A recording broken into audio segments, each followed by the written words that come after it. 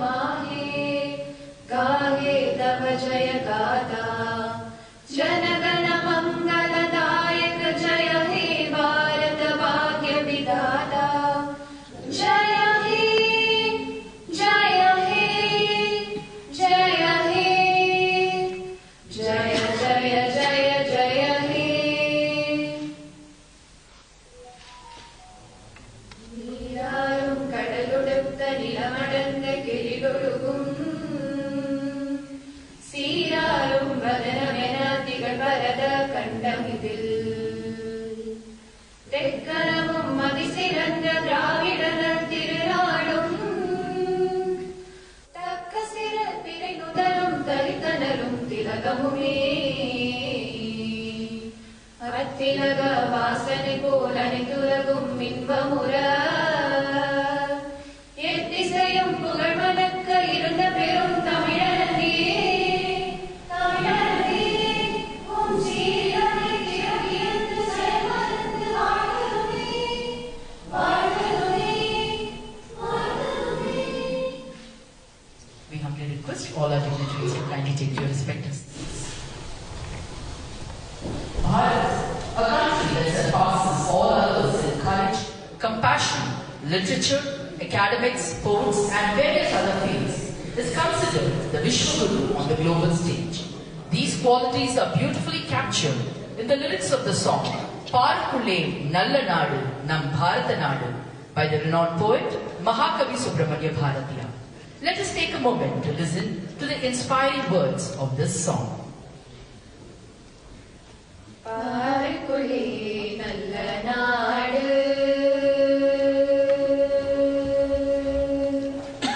பாருக்குள்ளே நல்ல நாடு எங்கள் பாரத நாடு இந்த பாருக்குள்ளே நல்ல நாடு ஞானத்திலே பரமோனத்திலே ஞானத்திலே பரமோனத்திலே உயர் மானத்திலே அன்னதானத்திலே ஞானத்திலே பரமோனத்திலே உயர் மானத்திலே அன்னதானத்திலே கானத்திலே அமுதாக நிறைந்த கவிதையிலே உயர் நாடு கானத்திலே அமுதாக நிறைந்த கவிதையிலே உயர் நாடு இந்த பாருக்குள்ளே நல்ல நாடு தீரத்திலே படை வீரத்திலே தீரத்திலே படை வீரத்திலே நெஞ்சில் ஈரத்திலே உபகாரத்திலே தீரத்திலே படை வீரத்திலே நெஞ்சில் ஈரத்திலே உபகாரத்திலே சாரத்திலே மிகு சாஸ்திரம் கண்டு தருவதிலே உயர் நாடு சாரத்திலே மிகு சாஸ்திரம் கண்டு தருவதிலே உயர் நாடு இந்த பாருக்குள்ளே நல்ல நாடு பாருக்குள்ளே நல்ல நாடு. Thank you. Ladies and gentlemen, we now humbly request the Honorable Vice President of India to light the traditional lamp of Kuttuvilak. We welcome Madam Spouse of the Honorable Vice President of India to light the traditional lamp. We humbly request the Honorable Governor Chancellor to light the traditional lamp. We request all the other dignitaries on the dais to join in lighting the traditional lamp for Kuttuvilak.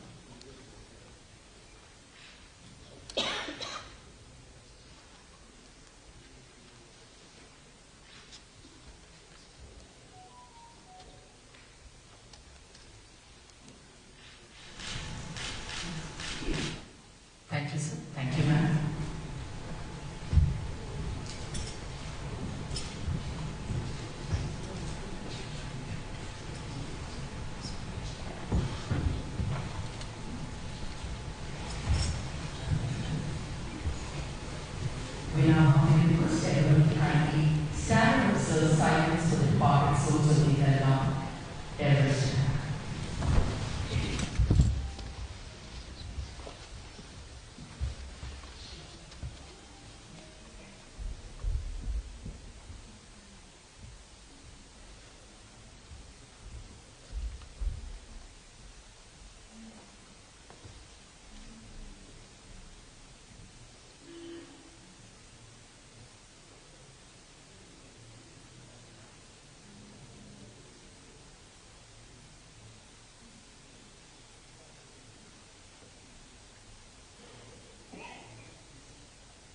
Thank you.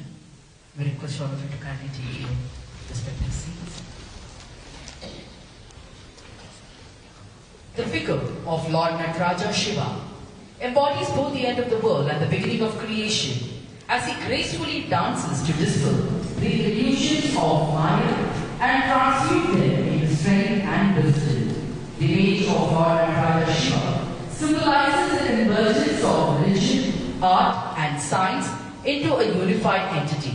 Ladies and gentlemen, the Honorable Governor Chancellor will now felicitate the Honorable President of India by presenting a shawl and a statue of Lord Nataraja, which symbolizes a deep understanding of our universe.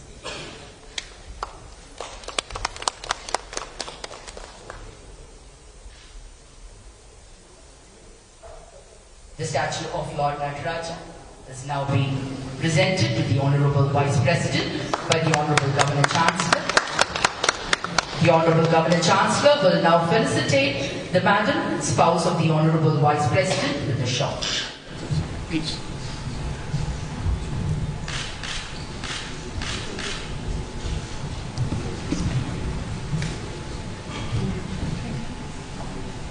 We now request the Honorable Governor Chancellor to felicitate the Madam, spouse of the Honorable Vice President, with a shawl.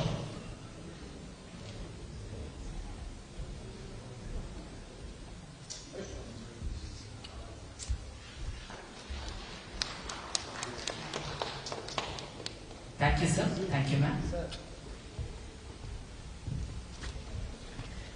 We now request the respected Principal Secretary to the Honorable Governor, Thiruvarkir Rosh Kumar IAS, to deliver the welcome address.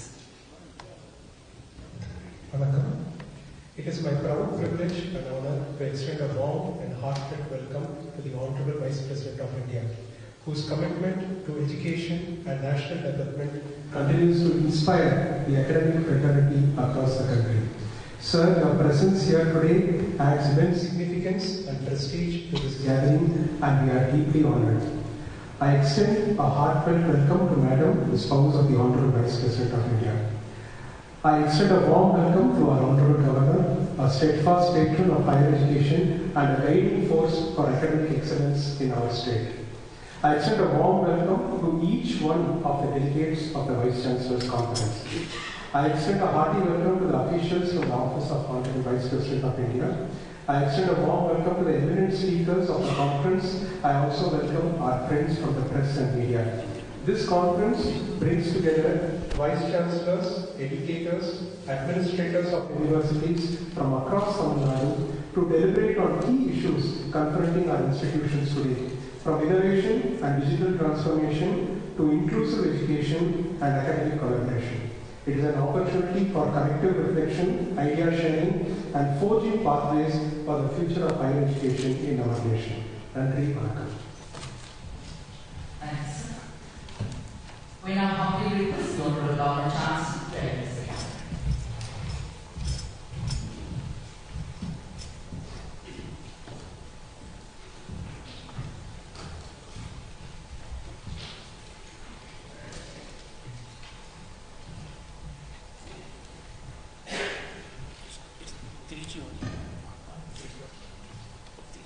मानभूमिक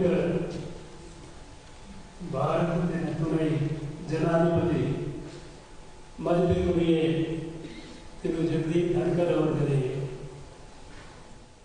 அவர்களின் மனைவி மதிப்பிற்குரிய doctor திருமதி சுதேஷ் தன்கர் அவர்களே,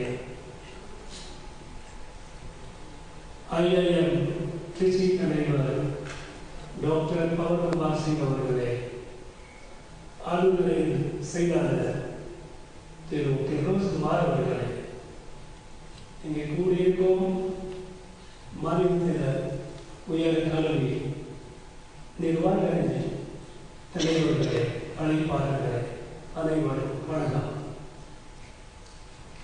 Friends, we are indeed fortunate to have with us, to guide us, to show us the way to excellence, a great visionary, an intellectual giant, and a powerful communicator, our Honorable Vice President of India, Sri Jagdeep Dhankar ji. Sir, we are aware of immense pressure on your time, your hectic schedule,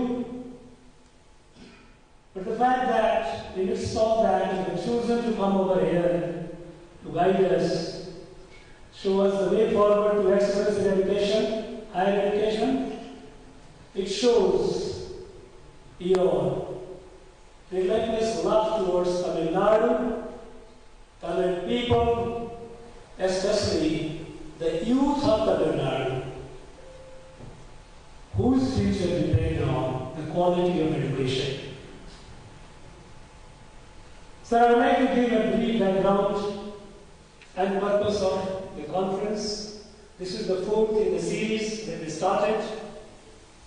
In 2021, in the course of my visit to universities as a chancellor, when I met the students, including the gold medalists, I found their aspirations very low. Even the gold medalists were aspiring to get somehow a government job, class 2, class 3. It was not a comfortable scenario. And then we studied the education system in our state. And then we came to know that we have two parallel streams of education in our state. One vertically going up, other one in progressive decline.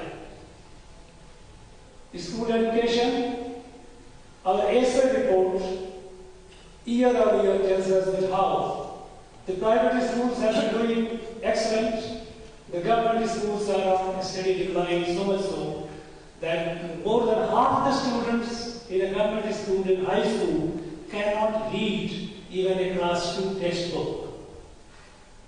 More than half the students in government school cannot recognize two-digit numbers between 11 and 99. And then we find that its continuation is even in the state universities and higher education. We needed to improve the quality. When we checked up, we found that our state, of course, we have one of the highest gross enrollment ratio, over 50%. We also have the fact that our state universities produce more than 6,500 PhDs every year. Very impressive figure indeed. But the other side of the story is that of the 6,500 plus PhDs, not even 1% is net JRF qualified. We know what is net JRF qualified because that is UGC. That determines the eligibility mandate whether a scholar is intellectually eligible to take up the research. We found a situation which was not very comfortable. When we found that our PhDs were doing menial jobs,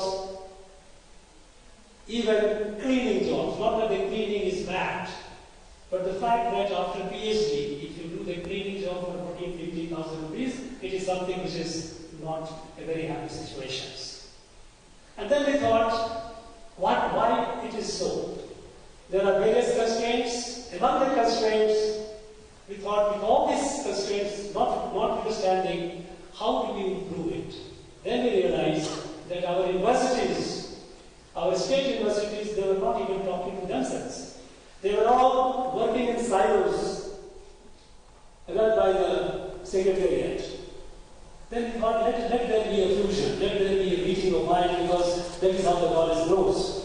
Because on the one hand, we find that the deemed universities, autonomous institutions are every year, year on year, reaching the new high marks of height in excellence.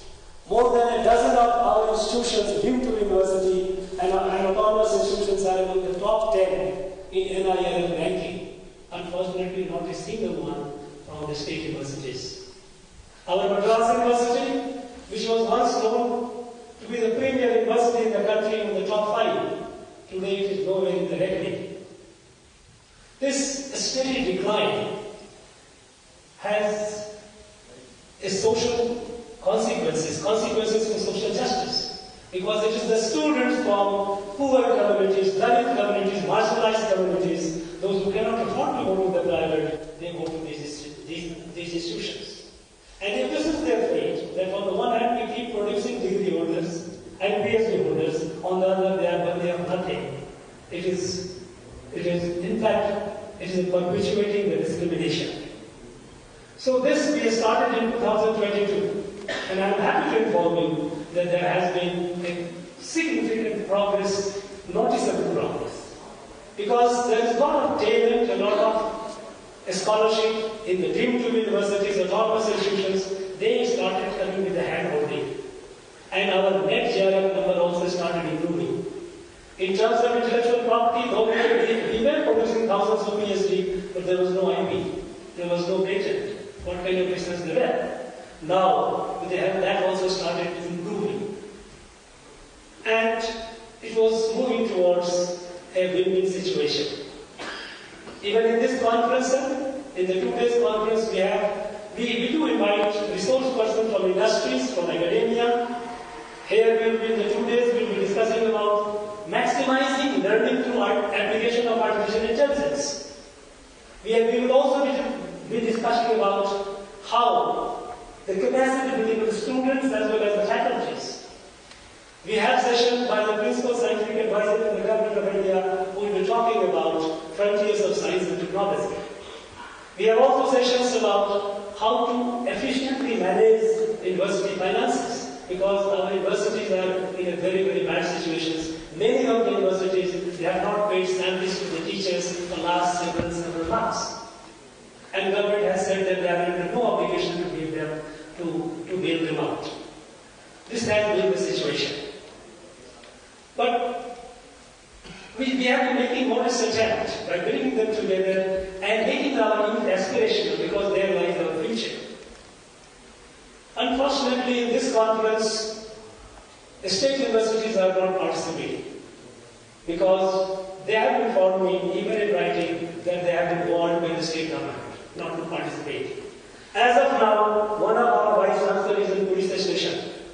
Some vice chancellors have reached Ooty, and something unprecedented happened, which never happened before. There was a midnight knock at their doors, where the secret police, the special branch of the state, went and told them, if you participate in the conference, you will not be able to go home and meet your fame. I advise them to take care of your family. Don't jeopardize their interest. I wish good sense prevails, because essentially this conference is meant to improve the quality. There is no politics involved in it. And it has been showing result, but perhaps people, those who are in the government, for them, it is not something which is a comfortable situation. So, we are keenly looking forward to your advice, your guidance, which will enrich this gathering. We have the presence of all the deemed universities, chiefs, all the central institutes, and autonomous institutions. We have more than 35 institutions present here. In 2 days, they will deliberate with your guidance, and what the churning, the nectar that will come out will be shared with all to the advantage of everyone. Sir, on behalf of all of us, I once again thank you. I express our gratitude to you. We shall remain ever beholden to you for your interest in the Tamil people, Tamil youth, and for guiding us. Thank you. you very much, sir. Jai Bharat. Thank you, sir.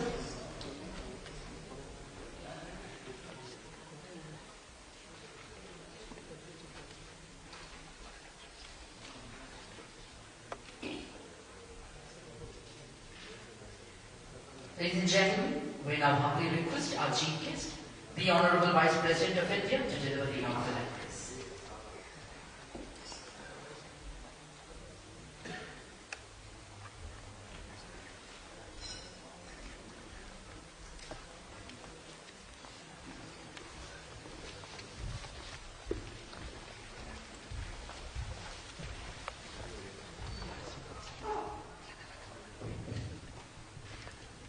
Very good afternoon to all of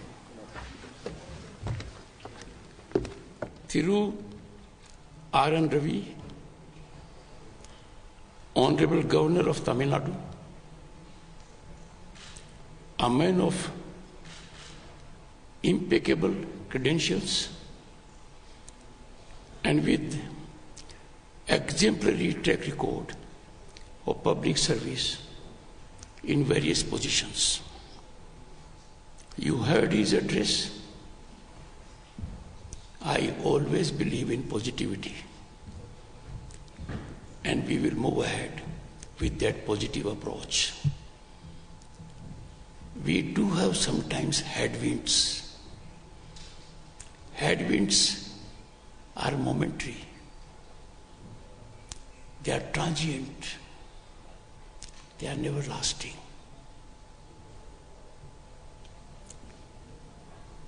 Through Dr. Pawan Kumar Singh, Director, Indian Institute of Management, Tiruchi. Am I blocking you? Never block an academician. Thiru R. Kirlosh Kumar, Principal Secretary to Governor of Tamil Nadu. Dignitaries, Vice Chancellors, distinguished audience present in the hall and having access to this discourse through live coverage by Sansad TV. So what is being transacted here is not limited to those present here. It will resonate not only to Vice Chancellors, but to all who are stakeholders in rise of this nation, in improving academic environment in the country. A while ago, we observed silence. I joined the nation in expressing profound grief and outrage at the heinous terrorist attack in Pahalgam that claimed innocent lives. It is a grim reminder that terrorism is a global menace to be addressed by humanity in unison. Bharat is the world's most peace-loving nation, and our civilizational ethos reflected in Vasudhaiva Kutumbakam is getting global resonance. Our visionary leadership in the shape of a Prime Minister who is in his third term is our greatest assurance that the nation's rise cannot be handicapped by any situations, internal or external. But we all have to bear in mind that national interest is supreme. This was echoed by none else than Dr. B.R. Ambedkar while imparting his final address to the Constituent Assembly. We therefore have to take a resolve to always keep nation first. National interest cannot be intertwined with partisan interest. It has to be uppermost. This cannot be subservient to any interest, political, personal, or for a group.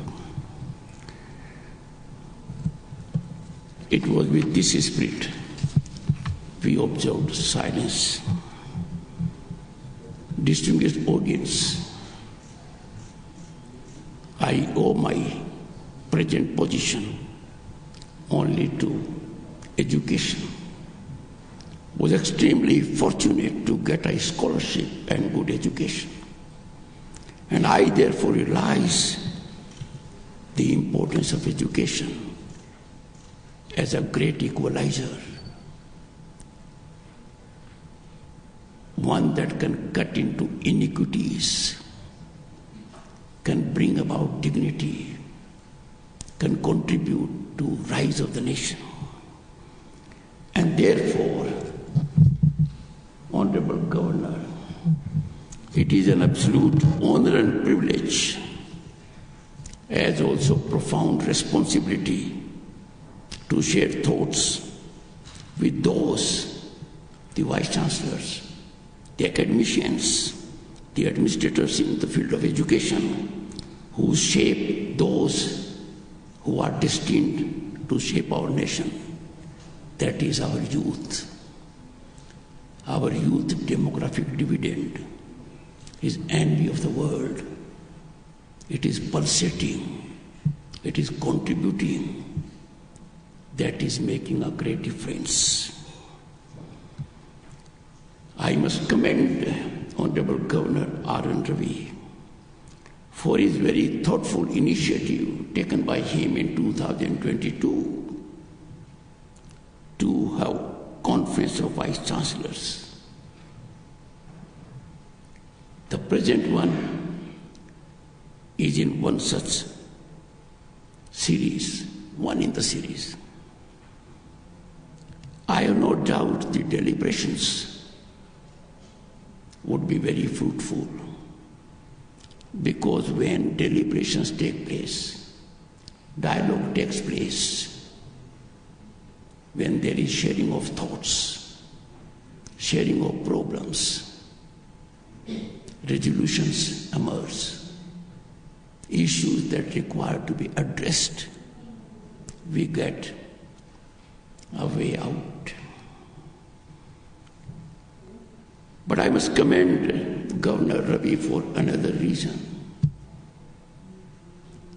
He is doing this because it is his constitutional ordainment. He has taken oath under the Indian Constitution, under Article 159. His oath, as that of the Honorable President, is very significant. The oath he has taken as governor is to preserve, protect, and defend the Constitution and the law. By his oath, he is further enjoined to devote to the service and well-being of people of Tamil Nadu by organizing such events which are extremely relevant to the field of education. Governor Ravi is vindicating his oath. Distinguished audience, education is the most impactful, transformative agent of change. And you all are aware, the only constant is change. And the change must be soothing to society, must be meaningful to society, must give order to the society, respect to every individual. The citizen must pride himself or herself in the system in which he or she lives. We need to nurture our education ecosystem in the backdrop of our historical legacy. Gurukul. The Gurukul concept is sublime. A facet of service to society by Guru.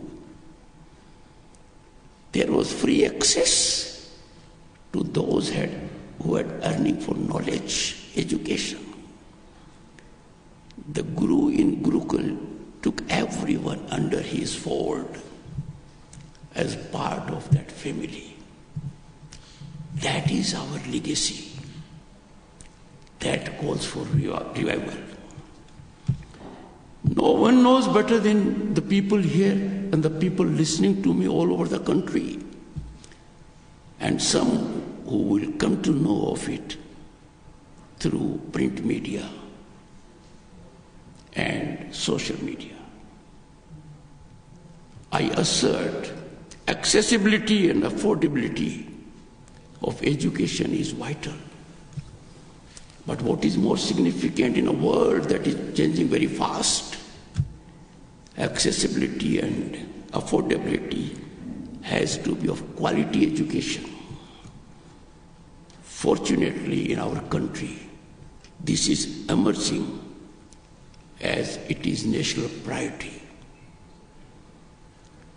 Only quality education system for all can be transformative. The people here and the people watching it are the prime motivators. Time for your category distinguished audience to fire on all cylinders to bring it about.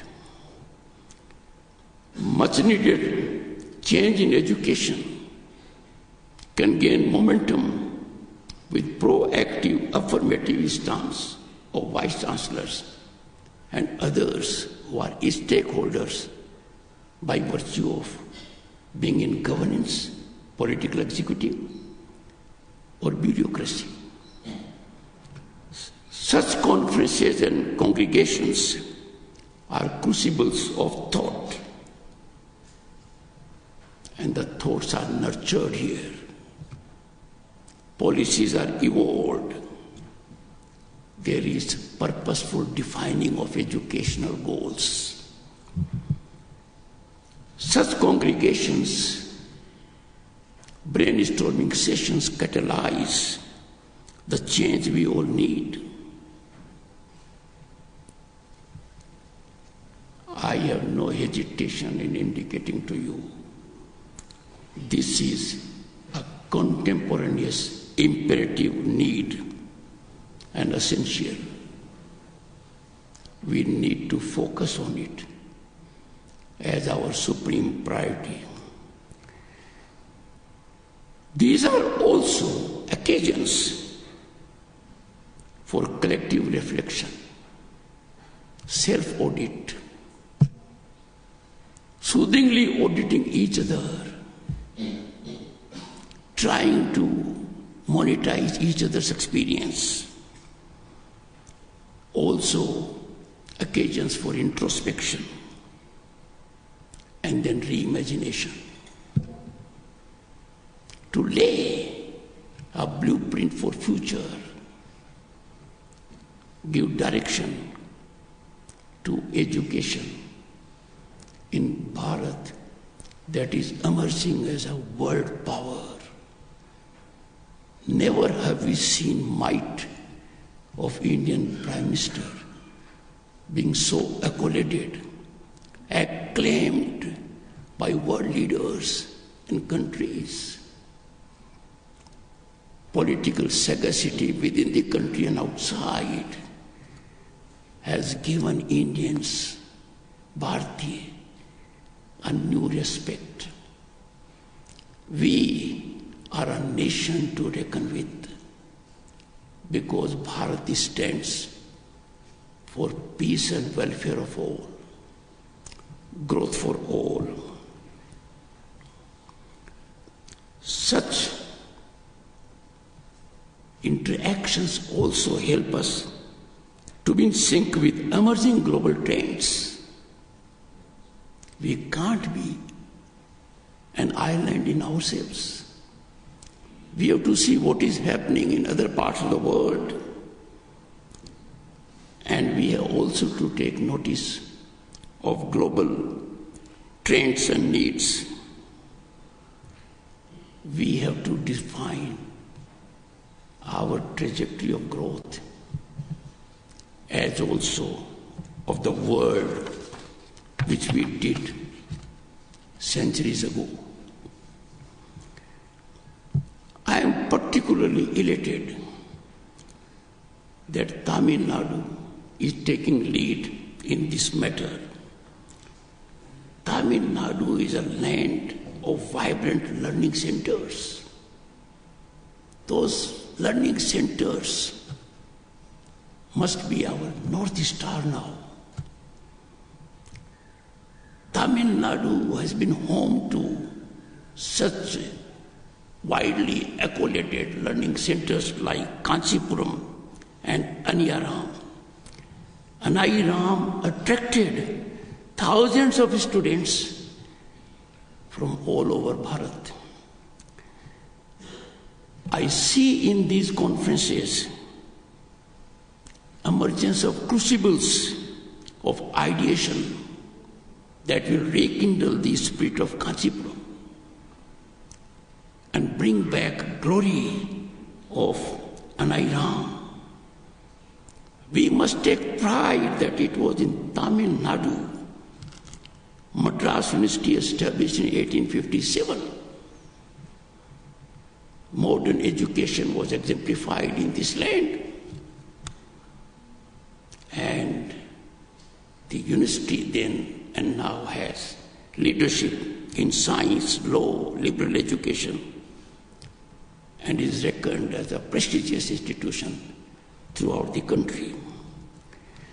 Distinguished audience, research and development is now quintessential to progress. We can no longer depend to gain from research elsewhere. We have to be on our own strength. Our educational institutions, particularly universities, IIMs, IITs,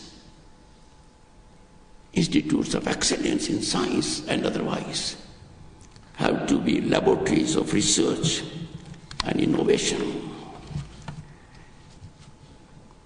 Our institutions must transform themselves from credential outfits into crucibles of innovation and character. We cannot reduce our institutions just to hand out degrees. A degree from a university must be a potent power in the hand of the degree holder that can help him or her fully exploit his or her potential, realize what is talent and ambitions. I must express my one concern to this very distinguished audience. Research must correlate to much needed solutions.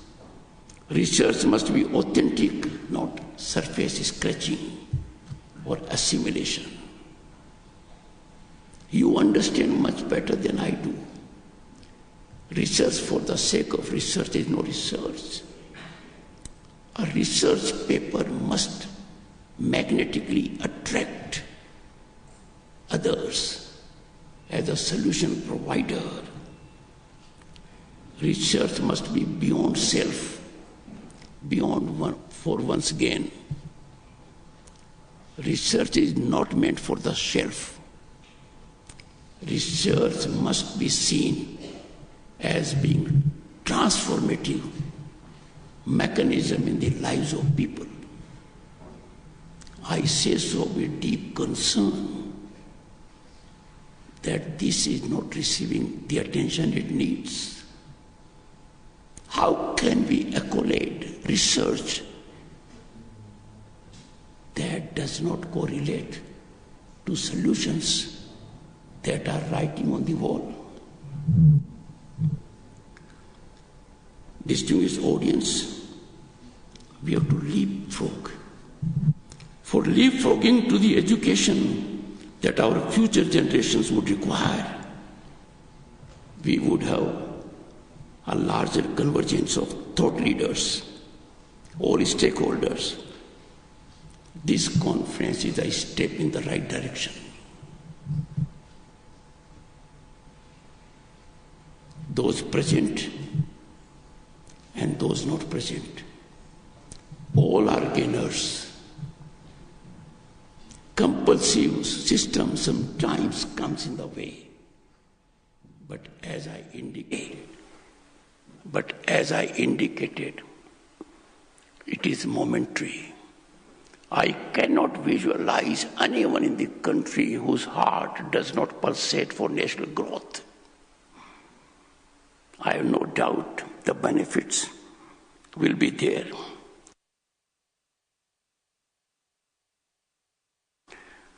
And therefore, Honorable Governor, this conference, the series you started in 2022, is a well-taken step in the right direction. A sense of gratitude to Honorable Governor's farsightedness.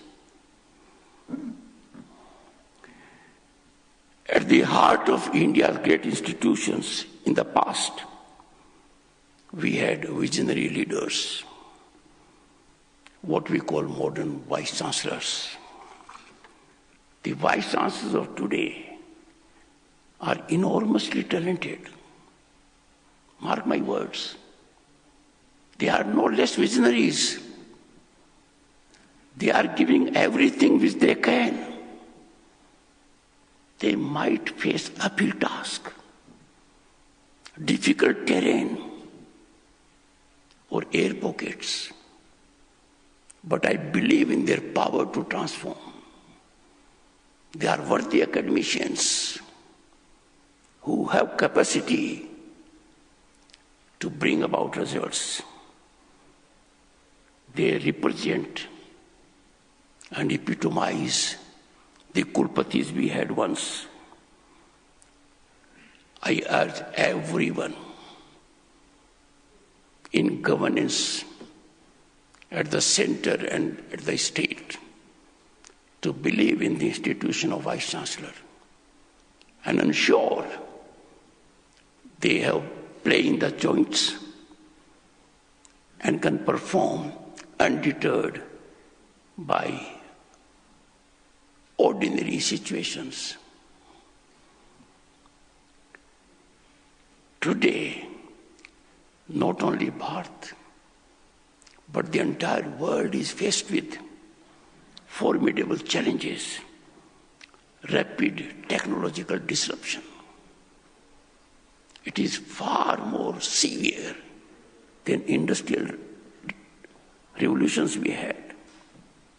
A paradigm shift is taking place every moment. It is difficult to keep pace. The global order on this count is becoming increasingly complex. Every facet of life is being affected. And it is therefore in the lap of universities, ably led on front foot by vice chancellors, to act as the stalwarts of India's academic landscape. More the challenges, more the formidability of challenges, we must rise as impregnable, not only to overcome them, but to deliver results for the nation and the world. One challenge which the vice chancellors must be facing is faculty. Faculty availability, faculty retention, and sometimes faculty attrition. I would appeal to all of you to engage in sharing with one another. Use technology Don't be an island in yourselves. It is not a time to be standalone, because this challenge has to be fixed. We have no time.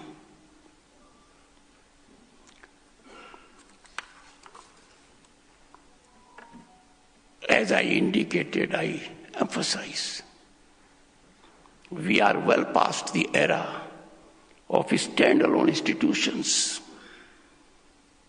It can't be I am IIT, I am IIM, no. Standalone era for institutions is already behind us. There is now need of convergence for various verticals to give institutions cutting edge. Multidisciplinary approach across academic pursuits is the only answer. Share your faculty talent virtually, technologically, and otherwise also. That will have twofold purpose. While giving it, you will be receiving also. The winds of innovation and change must have free passage in educational institutions. Evolve a mechanism. There has to be tolerance for varying ideas. Intolerance to a thought defines democracy the wrong way. The nectar of university is that a solo voice that has an opinion different than that of the majority is heard with deference by engaging in dialogue and discourse, not by being judgmental. I appeal from this very important platform, industry, business, commerce, and corporates. They must channelize their CSR funds to handhold universities, liberally fund research and innovation. There is a great need for emergence of greenfield institutions, because new areas have come up suddenly. Disruptive technologies, artificial intelligence, blockchain, machine learning, they require a different kind of mindset.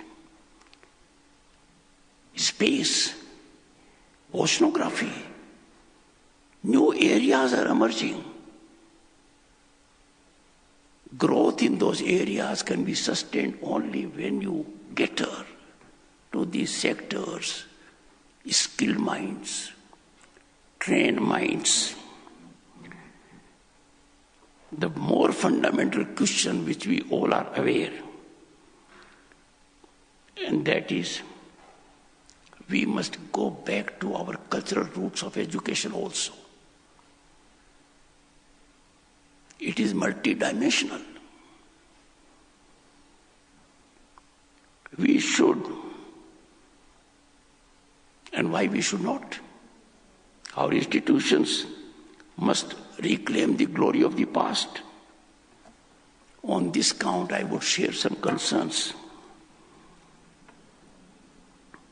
Universities, institutions of excellence, and higher learning must assume the role as spaces of free thought and fearless ideation. Ideation is very vital. A concept emerges out of ideation. Execution is not difficult. Ideation requires brainstorming, exchange of varied opinions. And the challenges we face today, climate change, artificial intelligence, sustainability, They require interdisciplinary thinking and also ethical reasoning. It is only in our universities that we can go back to our Vedic knowledge, our civilizational wealth, a gold mine when it comes to ethics, innovation. We must foster campuses where intellectual risk is encouraged. Risk is required. A failure is not a failure you must impart to your students. A failure is a myth. A failure is a stepping stone to success. We must believe in discovery, innovation, and encourage people to engage into that activity. In the rapid shifting global landscape, universities cannot afford to be passive observers. You have to be change makers. You have to catalyze the change you need. And the change you need is the change society needs. Our curriculum must be designed to prepare students, not just to respond to change, but to lead the change, to define the trajectory of change, to see the change which we need, not the change that overtakes us. Our administrative structures must be a guiding principle to others. That is an attention not given for too long. Education must be distanced just from giving credentials, degrees. No. It must be purposive. It must serve societal causes. And therefore, there must be partnership with all stakeholders, the government, the industry, the society, the NGOs. And it must be beyond transactional purpose. It must be guided by the soul spirit to serve the nation. This collaborative approach is long overdue. I am sure you will bestow attention on this. Distinguished Vice Chancellors, your leadership must enable faculty and students to act not as mere recipients of institutional policy, but as co-creating it, as co-creators for our needs, present and future. We must learn to promote high-impact, high-risk research that tackles real-world problems. We must incentivize collaborators between universities, industries, and partner internationally also. Fortunately, the present government has shown a lot of focus on this. But above all, we must reintegrate research with teaching. If we look at our ancient model, what happened earlier in our institutions of great eminence that attracted global attention, we must separate inquiry from instruction. We must return to integrated spirit. Today's Bharat is different.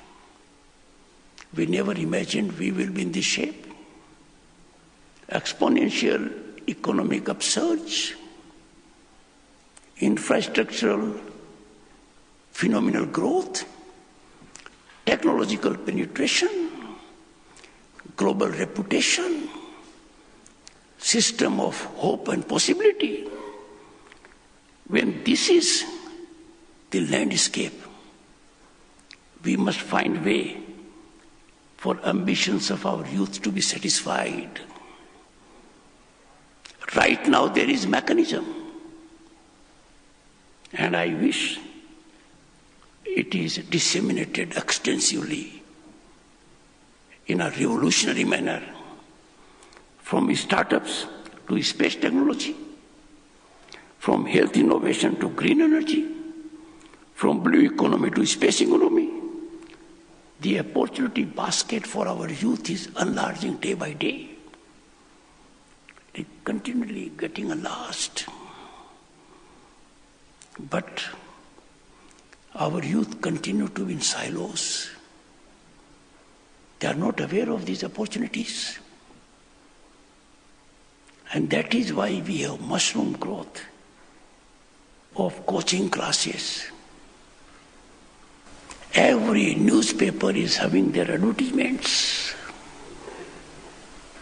Please make our youth aware of the golden opportunities they have. Let me indicate one aspect. International Monetary Fund. And I know the shift that has taken place. In 1990, I was a union minister. And I knew the stance of IMF then. I know the stance of IMF now. IMF says India is a global destination of investment and opportunity. We need to tell our youth this accommodation, this validation is not for government jobs. It is for the opportunities that are in the basket of youth. We therefore need, distinguished Vice Chancellors, a paradigm shift from our youth job seeking to job creations.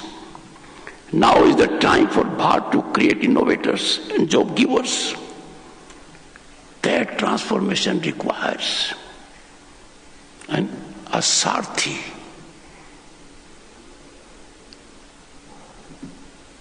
Lord Krishna was Sarthi in Mahabharata. Our Vice Chancellors are Sarthis. They have to bring about, by neat navigation, into the mindset of our youth, that avail the opportunities, benefit from the ecosystem of hope and possibility. You can realize your talent and potential, fructify your ambition and dreams, because government has affirmative policies.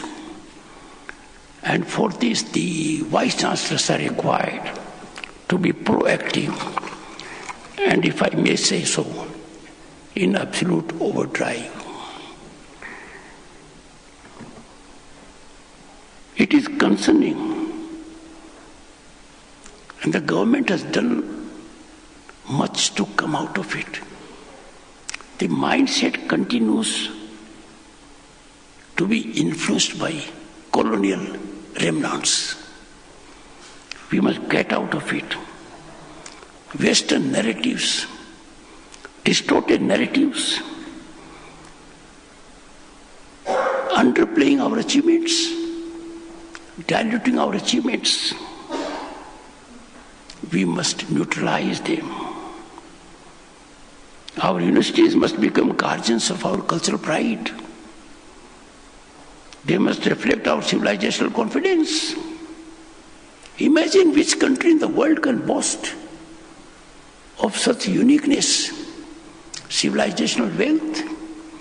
And India reminds the world every moment what is peace, what is inclusivity. India is a symbol of inclusivity that globally must be emulated. We must therefore create dedicated centers for our impressionable minds, for rigorous study of India's scientific, philosophical, and artistic contributions. For that decolonization drive to fructify, all those who are here and listening to this would need to lead. We cannot be in captivity of calibration from outside. We do not know how they calibrate, what agenda they have in calibration.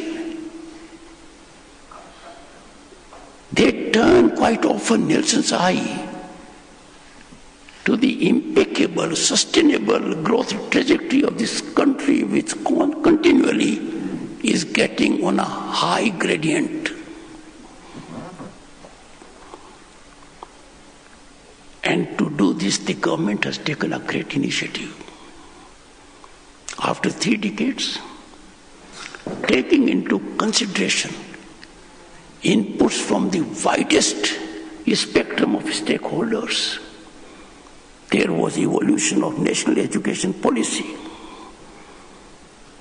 This policy aligns with our civilizational ethos. It encourages multidisciplinary learning. It gives primacy to Indian languages.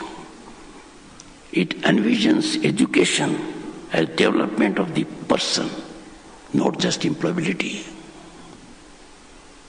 The most significant aspect of national education policy is that it allows students to learn in their mother tongue.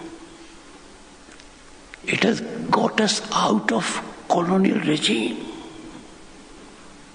Even medicine, engineering in local languages could not be entertained at one point of time, even in our dreams. It is getting shape on the ground. Let me give you a simple illustration. Neither Bodhayan nor Pythagoras were thinking in English. Neither of them thought English. They thought in their own language.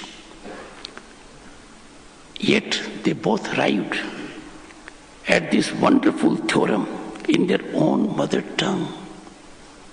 They must have dreamed of it in their own language. And we still continue to cling to this,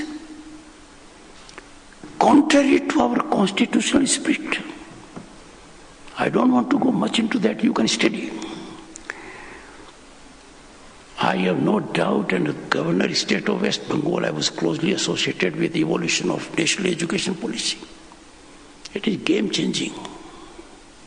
It is transformative. It is soothing to the students, hand-holding them, giving them latitude.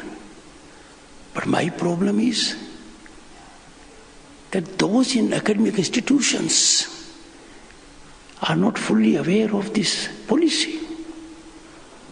I beseech you all, and the faculty and directors wherever they are, to please do a thorough study of national education policy to realize its real intent and purpose, so that we reap the harvest of it. From this platform, I wish to indicate national education policy is not government policy. It is a policy for the nation. And therefore, I appeal, it is time for us all to adopt it, understand it, execute it, and to reap the fruits. I need to indicate one more aspect. Our languages, their richness and depth are our pride and legacy. This aspect amplifies the fullness and uniqueness of Bharat. Go to any country, you will not find what we have here. Our treasure is unfathomable. Sanskrit, Tamil, Telugu, Kannada, Hindi, Bangla, and other languages are gold mine of literature and knowledge. These have national and global footprints. Educational institutions have to nurture with deep focus this treasure. And let me tell you what a pride for Tamil Nadu and the entire country. The Tamil had the distinction of being the first language to be accorded the prestige of being classical language. This well-deserved recognition was imparted in 2004, which means things started changing in regimes. Today there are 11 languages that are classical languages. And classical languages are those that have rich culture, knowledge, literature, depth. Let me just indicate the 11 languages because I had the occasion as Chairman Rajya Sabha to declare to Rajya Sabha that Marathi, Pali, Prakrit, Assamese and Bengali were recently given the status of classical languages. But earlier we had, as I said, Tamil, Sanskrit, Kannada, Telugu, Malayalam, Odia. Go all over the world. We are matchless. We have to realize our power, our potential. We should not be carried away by insignificant aspects. I don't want to dilate much because for me this is pure education aspect. Those present to me are as important those who are spread all over the country and getting to know about it by live broadcast of Sunset TV. But we have realized that if our students study in their own language, the mother tongue, the results are not arithmetic, they are geometrical. They blossom. And therefore, this focus has come from the government, must be disseminated. There is one more aspect where institutions need greater attention. Alumni engagement. Alumni associations. I don't find them to be very active. On a number of platforms I have addressed this issue. If you look at the global scenario, alumni associations sustain the reputation of their alma mater. Alumni associations create a corpus which is in billions. One such institution has a corpus of more than $50 billion US. Let us make a beginning. Let us generate spirit in every student who has been associated with the institution. Make fiscal contribution. Quantum thereof is not important. It generates a different kind of connect. Because you become stakeholders in your alma mater growth. And the structured, robust alumni engagement frameworks across universities can be game changer. Just imagine if we had confederation of alumni associations of IITs or IIMs or AIMS or universities. We will have such a think tank. We will have human resource reservoir that can help evolve policies. Why should we deprive ourselves of this? Take initiative. I am sure all of you will start working on university, corpus culture, and alumni associations. When you have alumni associations and federation thereof, you automatically connect nationally and globally. our inclusivity is reflected. I have taken enough time, but I would conclude. Respected Vice Chancellors, we stand at a momentous crossroad. Behind us lies a legacy of greatness and interruption. I say interruption because 1300 years ago we had Nalanda. It was blossoming. It was set on fire. Fire consumed precious books, continued for days. Ahead us is a path unwritten, but very promising, with huge potential. Can be game changer for the nation and the world. Nation is an ecosystem imparting for the entire club if we take right steps now. Let us build institutions worthy of our civilizational past and having competency of meeting our present and future needs. And let us do it with wisdom and strength. Let us resolve to transform our universities into places of timeless knowledge and laboratories for timeless innovation. The intellectual revitalization is the highest category of Renaissance. And that Renaissance is awaiting Bharat. It is awaiting actions at your hand. Make Bharat super academic power, which would mean it will be a global research resource. It is not a dream. It is a destination, achievable, like Viksit Bharat. We will do it. If we could traverse our economy from fragile 5 to big 5 and now on way to big 3, nothing stops us from making Bharat Vishwaguru. Once again, I would like to impart a suggestion to Governor Ravi. Certain things must not be taken emotively. Those who could not make it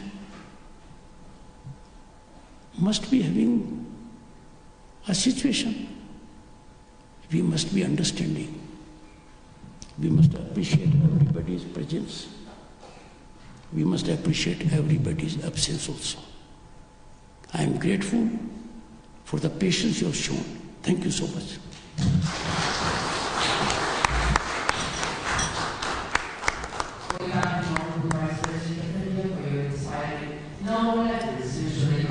Not just through the Jubilees Conference, but also we find the takeaway by the luminaries of various educational institutions to give the astute film to the students to contribute